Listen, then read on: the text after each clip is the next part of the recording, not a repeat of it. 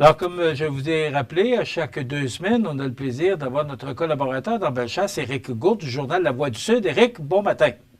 Bon matin, Michel. Merci d'être là. Ben oui, bien merci aussi d'être là. Éric, à chaque 2 mercredis, ben, tu auras le plaisir de nous entretenir sur les actualités, sur ce qui se passe dans Bellechasse.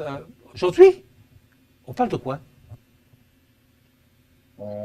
On peut parler des fermetures d'école. Ça fait 2 jours que nos élèves étaient pas sur place en raison des conditions routières. Alors, 2 journées où, naturellement, à la fois les élèves, les parents, le personnel des écoles ont vu, naturellement, prendre congé.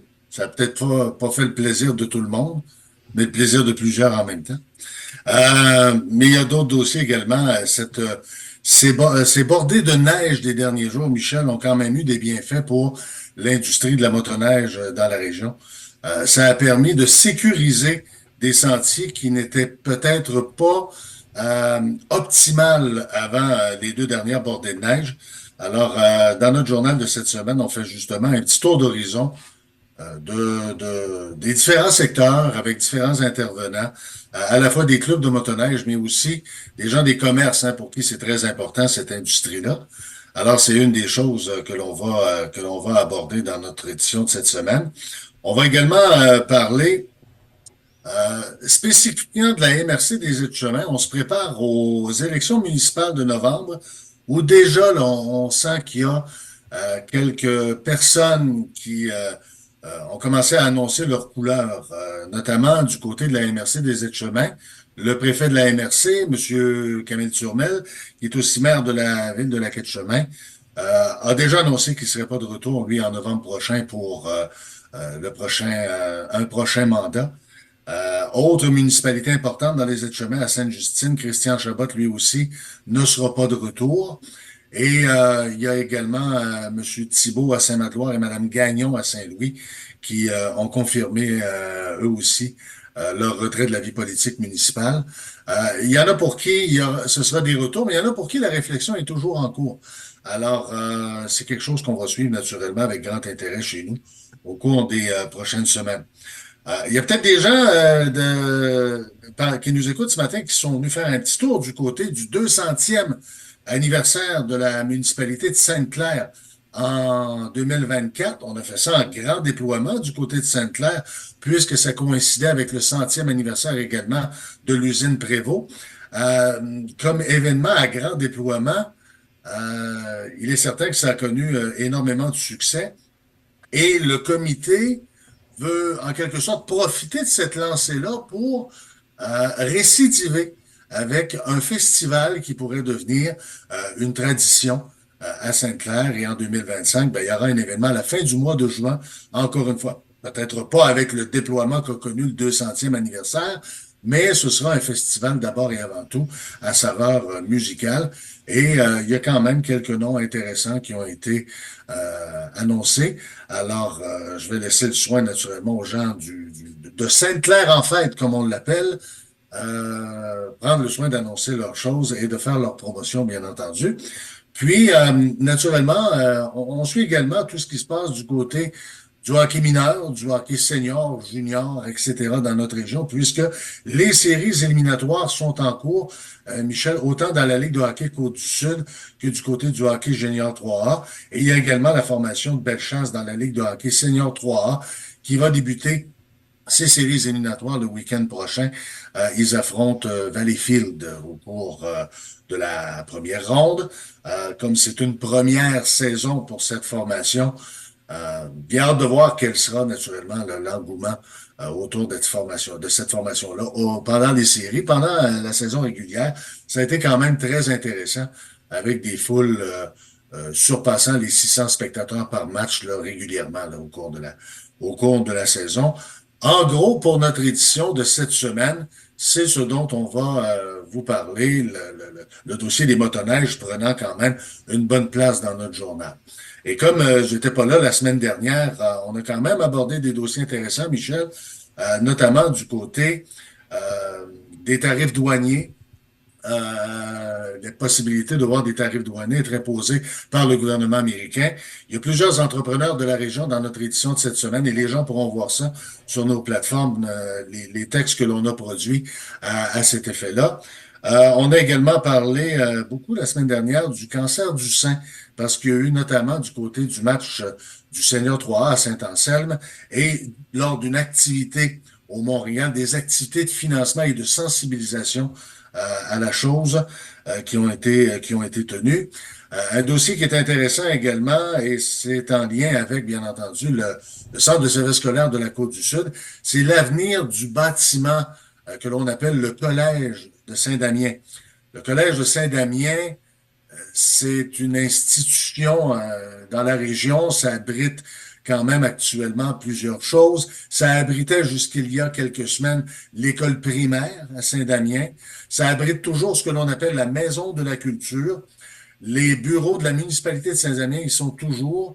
Et puis, il y a également l'Oasis, qui est une résidence de personnes âgées, qui est également sous ce toit.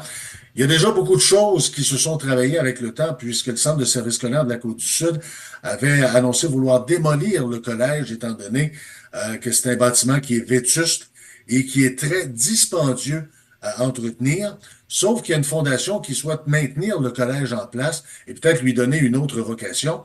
Alors, on tente là, du côté du ministère de la Culture peut-être d'avoir ce que l'on appelle un classement patrimonial là, pour ce bâtiment-là du côté de la Fondation. On verra bien ce que ça donne, sauf que le Centre de service scolaire de la Côte-du-Sud, lui, veut pas garder ce bâtiment-là. Lors de la dernière séance publique du conseil d'administration, on nous disait qu'annuellement, maintenir ce bâtiment-là, ne serait-ce que viable, coûterait au bon mot quelques 400 000 $ annuellement, simplement pour l'entretien et le chauffage. Alors, c'est peut-être pas l'idéal et dans la situation actuelle, budgétaire actuelle, autant du côté du gouvernement que du Centre de service scolaire de la Côte-du-Sud, on doit revoir nos façons de gérer naturellement les choses et ce 400 000 $ serait probablement beaucoup mieux utilisé selon le Centre de service scolaire à d'autres effets plutôt que de maintenir le bâtiment debout comme il l'est à l'heure actuelle. Un autre sujet peut-être qui pourra intéresser plusieurs personnes, c'est la fameuse tordeuse des bourgeons d'épinette qui est présente passablement dans Montmagny-Lillet. Mais là, ça s'en vient chez nous, Michel. Il y a je ne connais pas le terme, mais il y a des observations qui ont été faites sur le terrain à l'effet qu'il y en aurait dans Bellechasse et dans les aides-chemins également. Alors, hâte de voir quelle sera la prolifération de cette tordeuse des bourgeons d'épinette au cours de l'été 2025.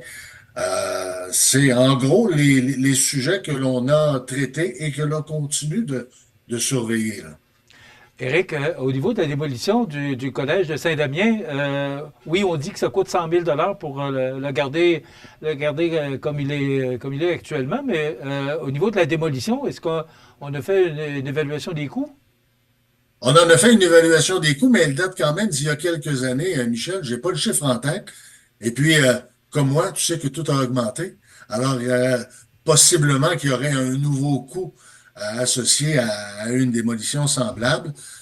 Mais c'est quand même 400 000 $ annuellement que de maintenir ce bâtiment-là viable et de l'entretenir, en fait. Et on n'a pas vraiment de vocation encore de cibler du côté des gens qui aimeraient le conserver à titre patrimonial. Alors, il y a il y a quelques demandes de report qui ont été adressées au centre de service scolaire depuis quelques mois. Et on est encore dans un report actuellement d'une décision définitive. Quelle sera cette décision-là?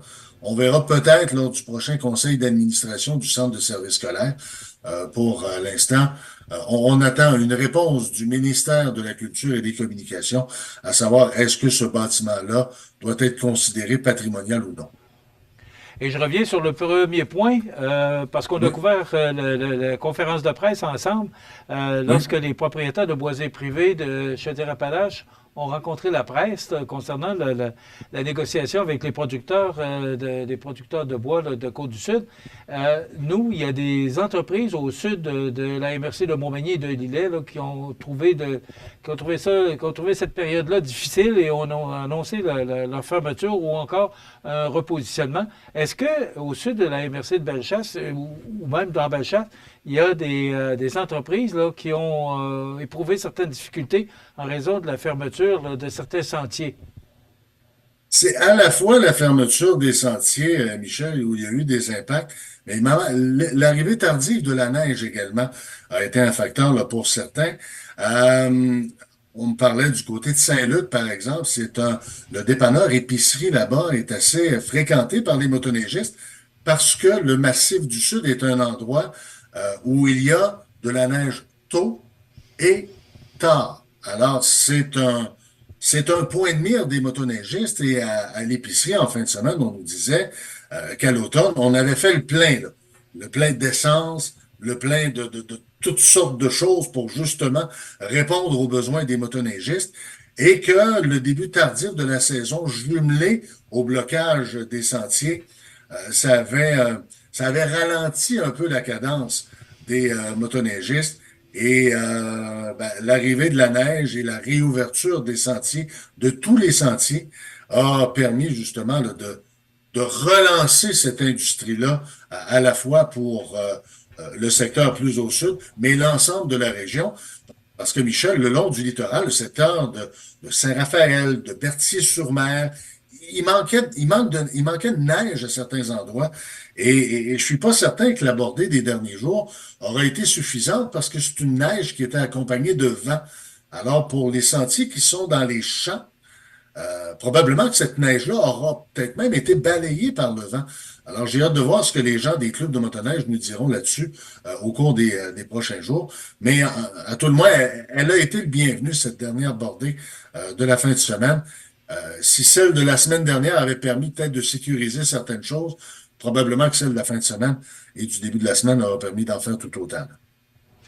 Et j'apprenais, lorsque tu en as parlé, qu'il y a beaucoup de maires qui sont en réflexion. Moi, je te dirais que la majorité des maires de notre région, dans la MRC de Montmagny et de Lillet, réfléchissent. Est-ce que tu es inquiet par rapport au fait qu'il y a eu plus de 700 démissions au Québec par rapport depuis la dernière élection, presque 3 ans, 3 ans et demi? Est-ce que tu es inquiet par rapport à la relève? Est-ce que Bellechasse Oui. peut être éprouvé par rapport aux candidatures? Non? Comme journaliste, là, est-ce que c'est ce que tu vois? Est-ce qu'il y a un engouement où les gens sont plus réticents parce que la politique municipale n'est pas évidente là, ces années-ci? C'est pas facile, c'est pas une tâche qui est payée très cher de l'heure, pour employer une expression populaire. Euh, et on complique de plus en plus la tâche des élus, Michel. Tu l'observes probablement lorsque tu parles à des élus, la lourdeur administrative qu'on exige à la fois des élus, mais des directions également. C'est devenu très lourd, c'est devenu complexe. Les gens qui travaillent au sein des municipalités doivent être polyvalents, doivent être à la fois des administrateurs, des juristes, des gens ayant certaines notions de droit même.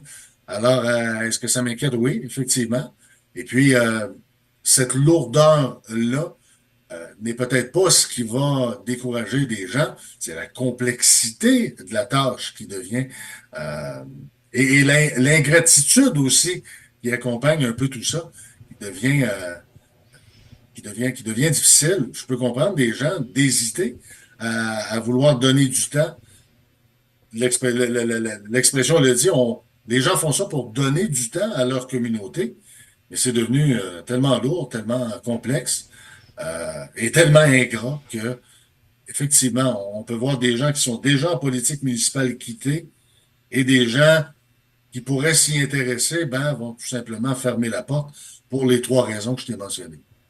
Éric, probablement que la prochaine fois, quand on va se reparler, on parlera d'élections fédérales, parce que ça sent des élections fédérales. Du moins, si M. Carney est élu chef du Parti libéral du Canada, il veut lancer des élections rapidement. Ça pourrait être même à la mi-mars. On aura l'occasion d'en reparler. C'est tout le temps qu'on a.